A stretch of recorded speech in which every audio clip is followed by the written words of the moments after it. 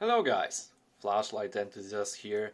In today's video I'd like to share my thoughts about FireFlies Rot66, or should I say FireFlyLite Rot66. Confused? Yeah, me too. I guess Fireflies decided to change their name recently. As you can see here, I've got this brand new box from like August 2020, and there is this new name FireFlyLite. But I can assure you that the quality and the philosophy behind the brand stayed the same. So as you can see here, I've got Rot66 in two versions. I've got the old one from FireFlies brand, and I've got the new one from FireFlyLite brand, and we will see what's the difference.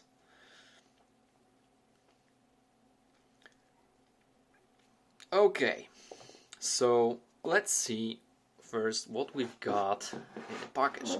So the first one I've got here is the Rot66 without anodization in this shiny finish, highly polished one with SST20 in 2700K, which is very warm white, 95 CRI.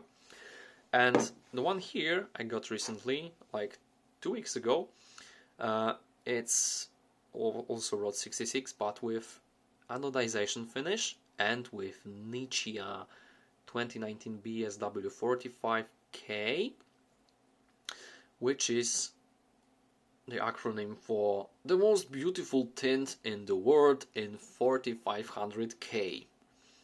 Obviously above 90 CRI. I'm not sure how many of them to be exactly, but this R9080 probably suggests it would be like over 90 CRI. The tint is beautiful, but on this later. First, let's see what we've got in the package on the previous edition. Okay, so we got the holster, we got the... Oh wow, we got the optics. We got a Anduril manual in English and I suspect Chinese. We also got some lanyard with the tripod attachment. Wow, that's nice. And spare O-rings in transparent rubber. Anything else? Probably the insulating fin from my batteries, because with this one I actually had it ordered with button top VTC6 batteries. Alright, so actually here we've got also adapter from the tripod mode. As you can see, you can screw the smaller screw or the bigger screw into your tripod mode, so we've got the choice here. Very nice. Anduril manual is also a nice addition to have, you know, your pocketable version, because even I don't all the functions and I have to look at the chart sometimes. We've got a pretty nice holster here. As you can see, it is pretty narrow, but it has some stretching capabilities. So I wonder if this rod actually fits inside. Let's see. Oh, yeah, it does. It is although a quite tight fit, and as you can see, there's no D-ring, just this fixed belt loop. I actually didn't use this holster up until now that I actually discovered that it is here. So thank you guys, because of you I discovered I've got a holster, but I would rather use my pocket. And what we've got here is the spare optics. It's a very nice addition, Fireflies, thank you for that. Although I find the stock optic pretty floody, you got even more floody option here. The default optics is 15 degrees and this one is 3 times, so it's 45 degrees. If you like even more floody beam, then you're welcome. FireFlies provides that, especially if this is a custom optics, so you probably won't get it elsewhere. Nice, thanks for that, FireFlies, very good job. And let's see what we've got in the newer edition. Price stays the same. Okay, so we've got this manual printed in Chinese and English. We've got the lanyard with the same adapter from tripod mount. We've got the spare O-rings here, and we've got the same optics. Very nice. No holster whatsoever, but it's not a waste for me. I mean, I don't use it anymore, so I don't use it anyway. So it doesn't matter for me. I wonder why they included the holster for the first time, but the most surprising thing for me is obviously the box with EDC series flashlight written on that. It is the box from Rot. I suspect they simply have one sort of box and they figure out the Rot will fit, so the same box I got with my EO7 from the FireFlyLite. Well, it's okay. That's okay, it's just a small thing, you know. I'm just criticizing for criticizing. Alright, let's take a look at the flashlights themselves. Beautiful fit and finish. I have to admit, FireFlies, then on this one, this new Rot66, the fit and finish is excellent. I really have to admit that. Because as I got this one, you know, the polish thing looks amazing when you order it. I mean, it looks marvelous. It's beautiful. It's like, you know, different from all your black and ordinary flashlights. And the lack of anodization makes it even more awesome. But after a while, you start to realize that it actually scratches pretty easily. So this polished finish is disturbed by the scratches. The aluminum finish is also not perfect, especially inside the battery tube, which I will show you in a second. But the main problem with this one sample that I have, and it is a problem for me, it might not be a problem for you, is that I cannot lock out the flashlight physically. Okay, so normally when you unscrew the tail cap with anodized flashlights, bam, you break the contact, flashlights will not operate anymore, which is good when you throw it back in the backpack. You know, the high power flashlight should be somehow secured from turning on its own. But in this one, you know, you can screw it and unscrew it. As you can see on the aux, it still has some power, and only now it breaks. It's okay as long as you're using short cells. Alright, I actually switched the cells to Sanyo GA here. These are pretty short, as you can see. They're barely visible from the angle here. So with these shorter cells, the lockout is actually possible, but with longer cells,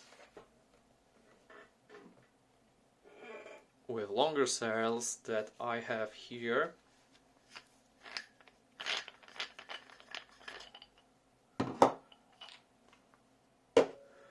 that I ordered with this flashlight,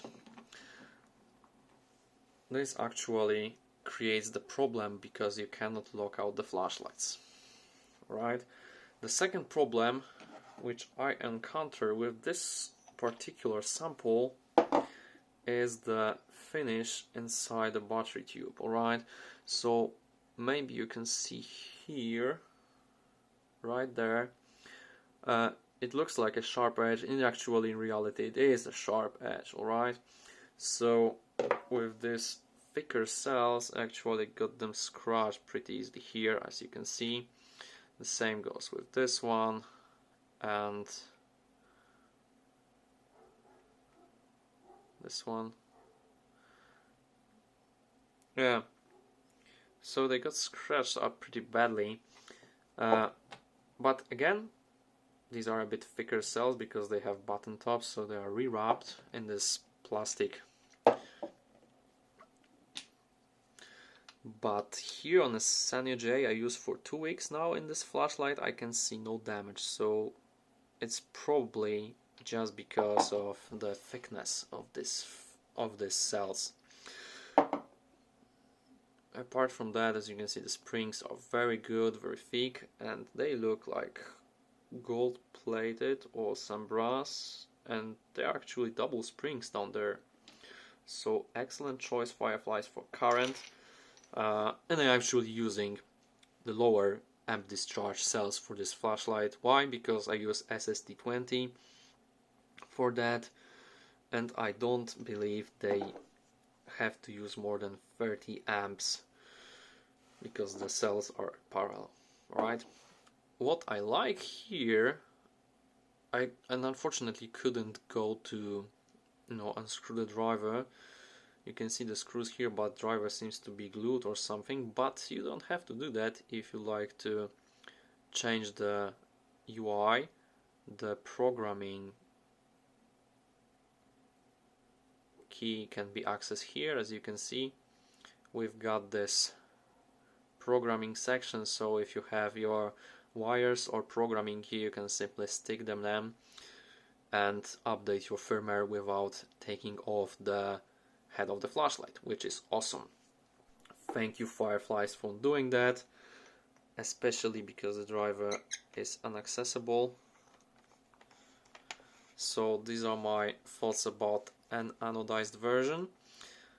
What it also reminds me of is that the auxiliary LEDs, as you can see here, on the Nichia version, I've got a little bit brighter auxiliary LEDs. That's because I adjusted them. Yes, you can do that. As you can see on the picture right on the screen, there are some screws that you can rotate to adjust the auxiliary LEDs.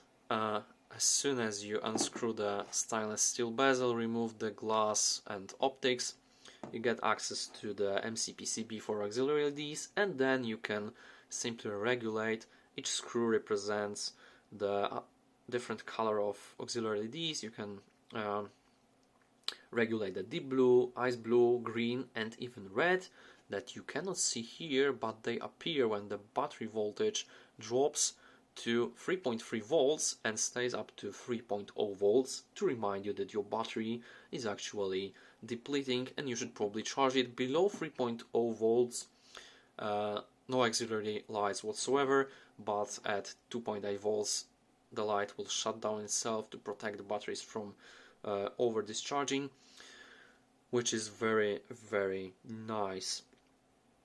So obviously you can change the optics for more floody, but I will stay with the default 15 degrees, which is sufficient for me. I don't like too much flood because on this particular model I find that stock optic is perfect for my applications because it is floody, but it also has some focused beam on the center, which is hotspot, is well defined, and not only I can see everything in front of me, but I can also see like 300 meters away, which is very good. Alright, so let's see the anodized version inside.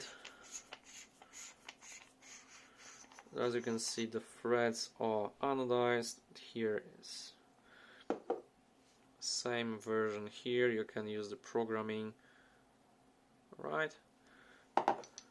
And same goes here. So basically identical flashlights. Design didn't change.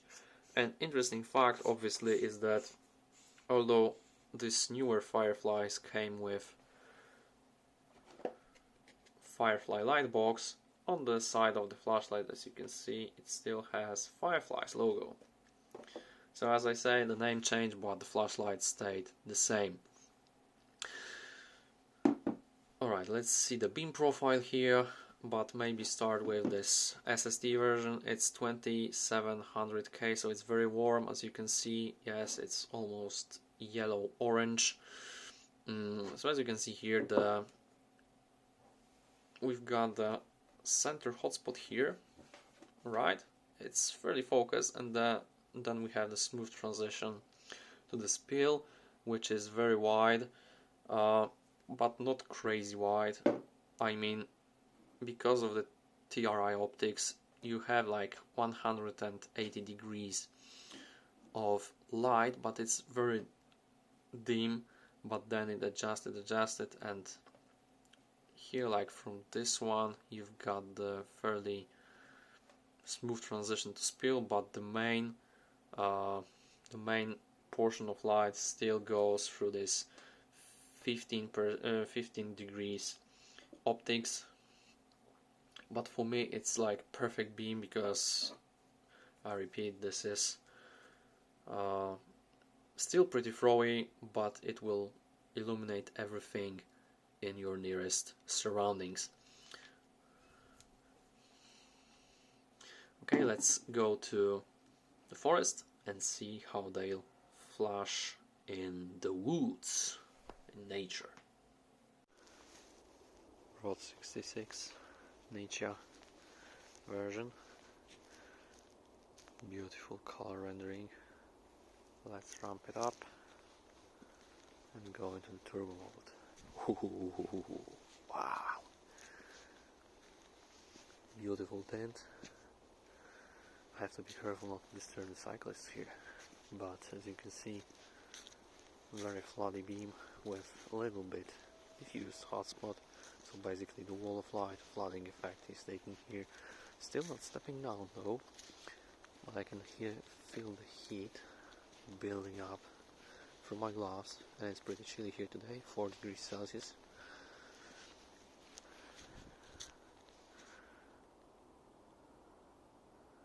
Still holding the brightness, still holding.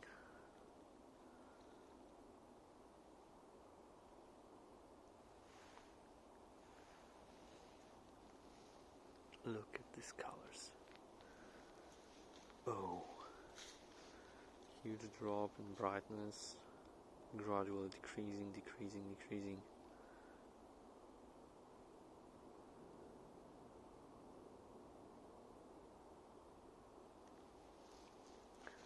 Still, I can see pretty much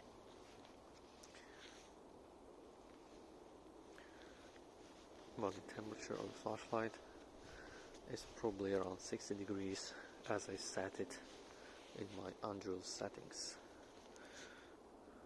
Here you can see the hotspot and the beautiful Nietzsche 2019 BSW 45K tint, perfectly rosy. FireFlies Rot66 SST20 2700K. Ooh, this thing is orange, definitely orange. A little bit throwier than Nietzsche, definitely. More defined hotspot here in the center, but still the flooding effect will take place. Let's bump it up to turbo. I reminded it's 95 CRI, warm color. Definitely on the video you cannot see this orange effect that I can see of my naked eyes. This thing has like 7,000 lumens of output, flooding everything with this orange yellowish tint. Definitely no green here. Wow, look at these guys, flooding everything.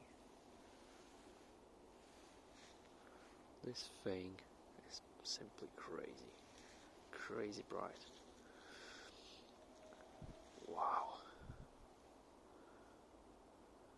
Still holding the brightness though.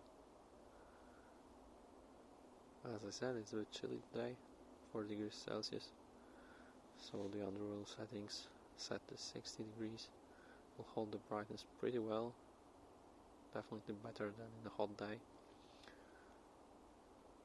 But I can feel the heat building up. Yeah, definitely heating up pretty fast. I have to say that this FireFlies has some pretty good heat dissipation structure. Definitely better than some other powerful flashlights. Huge drop in brightness. I hope it won't leave me here in the darkness soon. Probably not, but it definitely dropped significantly, as you can see.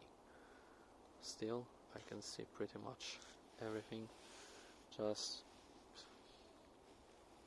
not blindly bright. SST20 and Nietzsche. SST20 Nietzsche. SST20 2700K Nietzsche 4500. As you can see, the step down already occurred.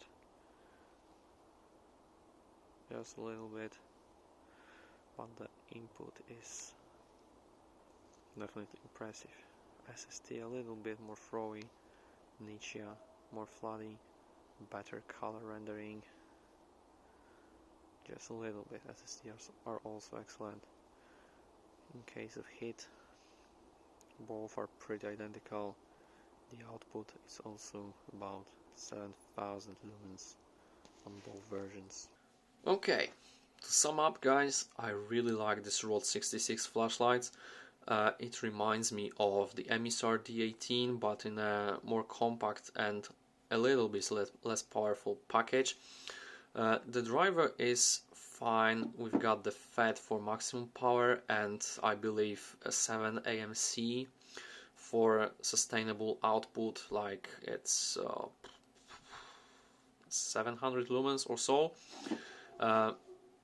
We've got this beautiful shiny anodized version, but take into consideration my opinion about that.